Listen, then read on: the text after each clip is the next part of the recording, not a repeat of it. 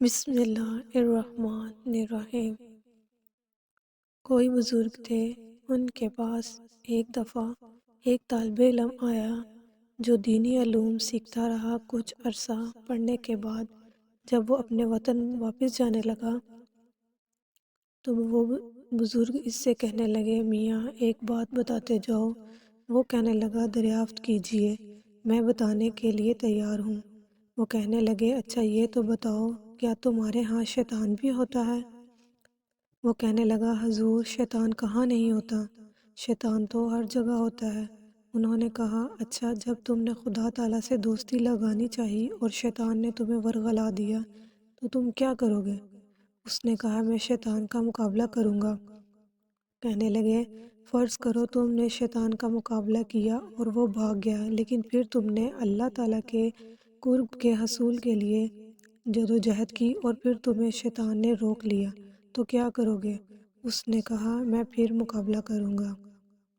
وہ کہنے لگے، اچھا مان لیا تم نے دوسری دفعہ بھی اسے بھگا دیا، لیکن اگر تیسری دفعہ وہ پھر تم پر حملہ آور ہو گیا اور اس نے تمہیں اللہ تعالیٰ کے قرب کی طرف بڑھنے نہ دیا تو کیا کرو گے؟ وہ کچھ حیران سا ہو گیا مگر کہنے لگا، میرے پاس سوائے اس کے کیا علاج ہے کہ میں پھر اس کا مقابلہ کروں؟ وہ کہنے لگے، اگر ساری عمر تم شیطان سے مقابلہ ہی کرتے رہو گے تو خدا تک کب پہنچو گے؟ وہ لاجواب ہو کر خاموش ہو گیا۔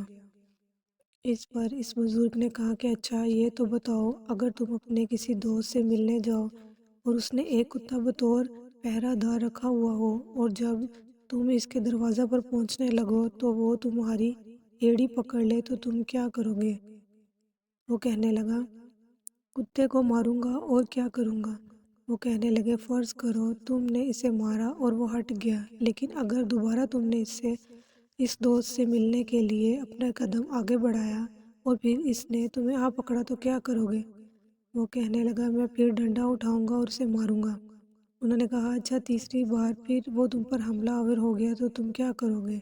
وہ کہنے لگا، اگر وہ کسی طرح باز نہ آیا تو میں اپنے دوست کو آواز دوں گا کہ ذرا باہر نکلنا، یہ تمہارا کتا مجھے آگے بڑھنے نہیں دیتا، اسے سنبھال لو۔ وہ کہنے لگے، بس یہی گر شیطان کے مقابلہ میں بھی اختیار کرنا، اور جب تم اس کی تدابیر سے بچ نہ سکو تو خدا سے یہی کہنا کہ وہ شیطان کو روکے اور تمہیں اپنے قرب میں بڑھنے دے۔